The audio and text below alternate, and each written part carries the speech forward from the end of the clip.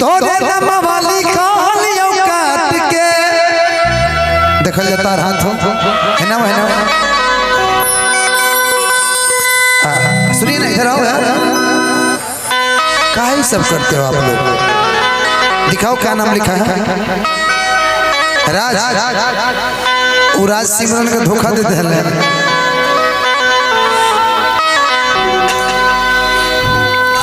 कि तोरे नमवा लिखलियो काट के मैडम को बुलाइए मैडम को कहाँ आप ही के मैडम को बोल रहे बलडवा से करे जब में के जा कि हमारो के ले चल ससुररिया बंद के गोदर जवा में के जा लेकिन हमारा वो गाना गाओ का मन करता जानते नहीं कौन अरे आखिरी हो हमारे यार मनवा तू एक बेर बात कर लेगे किया के सुनाया रवा भरती मधेपुरा में हरे आके मुलाकात कर लेगे किया के सोनाया रवा भरती मधेपुरा में आके मुलाकात कर लेगे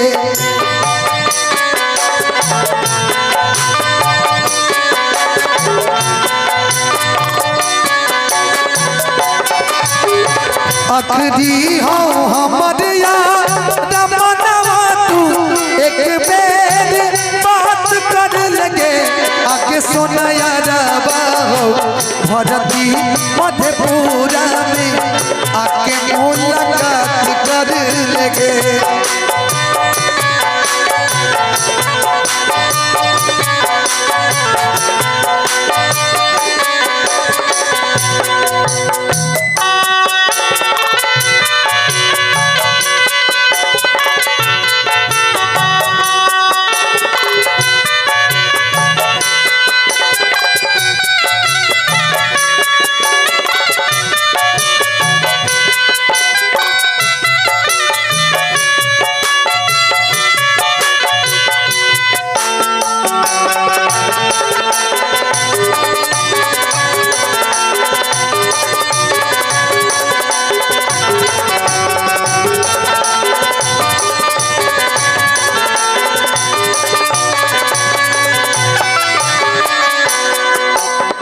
मारे घड़ी पनिया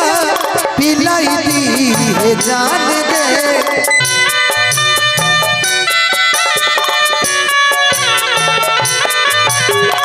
कफन बढ़ाई दी है छूटत जब प्राण के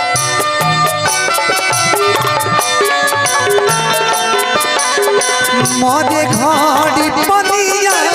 पिलाई दी है जान के कफन ओढ़ाई दी है छूटत जब प्राण के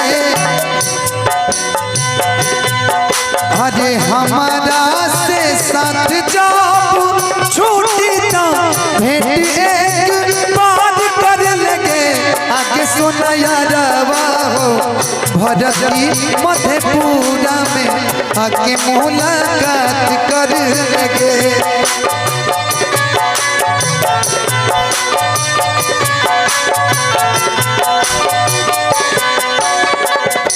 लास्ट लाइन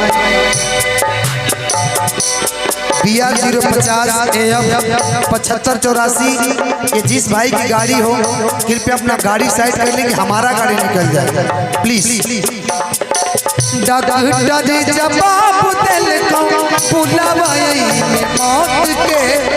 देख के चेहरा बचान चली जाई है लौट के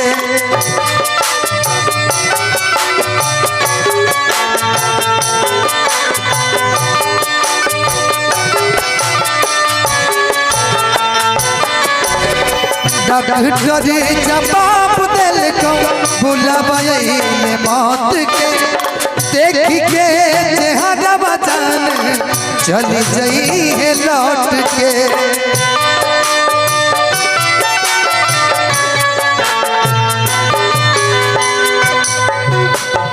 हमारा से प्यार जोड़ी बाटे तो भेंट एक बार कर लगे आगे सोना यारावा हो भरती पटनवा में आगे मुलाकात कर लगे आगे सोना यारावा हो भरती पटनवा में आगे मुलाकात कर लेंगे। बहुत बहुत धन्यवाद। मैं चाहता हूँ जोरदार ताली बजा दीजिए और फिर मिलते हैं कल बार कि रख देनी लाठी रख देनी तलवार। अब तक चर्चा बार नगर नगर ग्राम ग्राम और मिला देने को छोटा सा ब्रेक के बाद। Love you. हेलो।